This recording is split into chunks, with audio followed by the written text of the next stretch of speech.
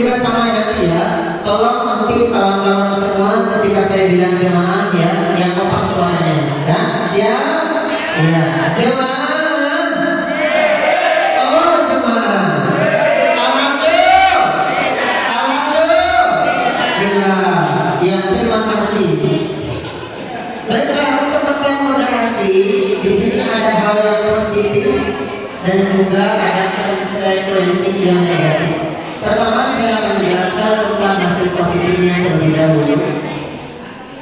Sebagaimana yang kita tahu, moderasi itu adalah tentang bagaimana cara pandang kita, sikap kita kepada orang lain yang berbeda agama, kemudian yang berbeda golongan, antara perbedaan pandangan, supaya seimbang antara satu sama lain, tidak ada gesekan, apalagi ada satu hal yaitu tentang konfrontasi, kekerasan. Itulah yang disebut dengan moderasi. Lalu apa positifnya? Yang pertama, moderasi mengarah pada keharmonisan antar individu dan komunitas. Sebagaimana yang kita tahu bahwa setiap manusia punya cara pandang masing-masing. Terlebih yang namanya masalah perbedaan agama, berbeda aliran. Tentu kalau kita punya pemikiran, punya pandangan, bagaimana cara menyikapi tentang moderasi agama, menyeimbangkan supaya tidak terjadi gesekan, maka muncullah adanya harmonisasi kerukunan seperti itu. Setuju atau tidak? Jemaah. Oh, jemaah. Alhamdulillah. Cakep. Lanjut. Mempromosikan toleransi dan pemahaman terhadap perspektif yang berbeda. Dengan cara kita bersikap kepada orang lain. Karena yang namanya Islam itu bukan hanya nama Islam, tetapi bagaimana orangnya, kita sebagai pelakunya. Cara bersikap kepada orang yang berbeda golongan dengan kita, karena sebagian besar kita di sini adalah golongannya NU, betul? Dan ada sebagian Muhammadiyah. Tetapi kalau kita bersikap bagaimana ketika menghadapi orang yang berbeda golongan dengan kita, berbeda agama dengan kita, lalu sikap kita baik, tidak mudah langsung, tidak mudah terprovokasi, maka disitulah ya secara tidak langsung kita mempromosikan bagaimana sikap kita, bagaimana toleransi kita terhadap orang lain. Setuju? Harus setuju dong ya. Lanjut, memupuk hidup berdampingan secara damai dan mengurangi konflik. Nah, ini seringkali kita melihat di televisi, ya, adanya kerukunan antar umat beragama, misalkan di antara Masjid Istiqlal dan di depannya ada gereja, betul ya? Betul ya? Iya. Ketika ada hari raya Idul Fitri, kemudian mereka berbondong-bondong turut juga untuk menjaga rukun beragama.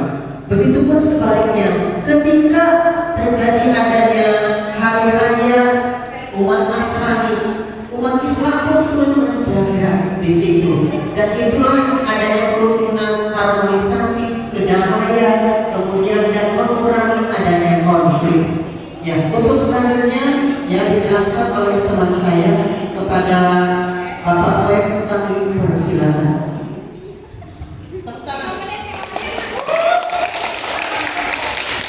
Terima kasih. Ini grup belakang agak lama.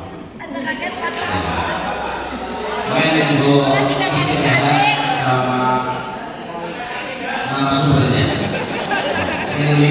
Singuli bayaran narasumbernya kita urunan.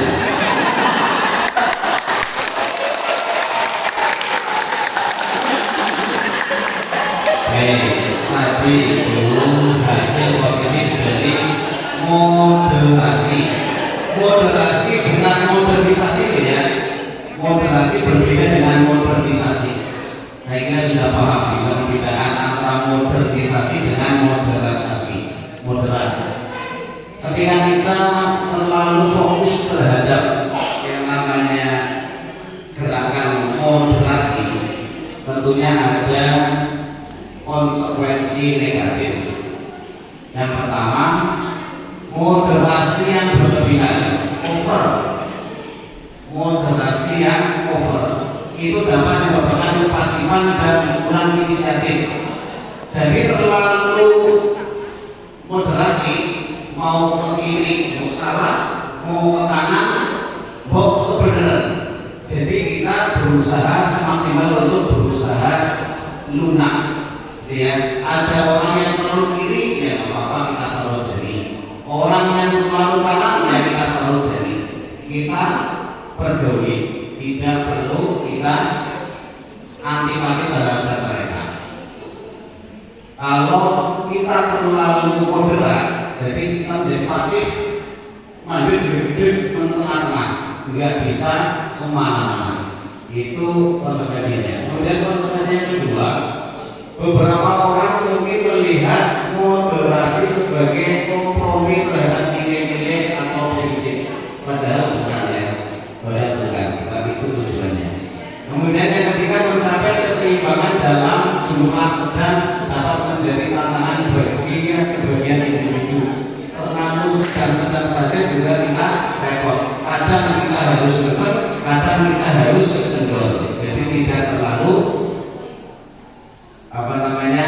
masif tadi itu. Kemudian dilanjutkan untuk mempromosikan harmoni oleh Pak Heri Monggo. Nanti konsekuensinya bisa lanjutkan di tengah saja, tidak apa-apa. Terima kasih.